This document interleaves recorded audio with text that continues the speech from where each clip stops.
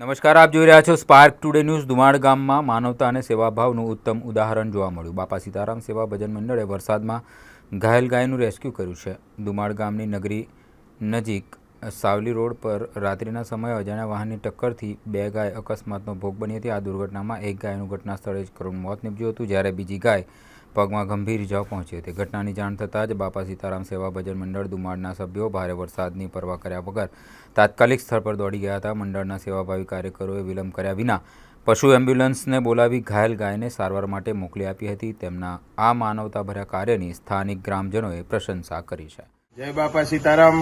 આજરોજ બાપા સીતારામ સેવા ભજન મંડળને એક ગાયનો અકસ્માત થતાની જાણ થઈ તો તાત્કાલિક બાપા સીતારામ સેવા મંડળ ત્યાં સ્થળ પર પહોંચી અને પશુ એમ્બ્યુલન્સ બોલાવીને એને સારવાર અર્થે મોકલી આપેલ છે।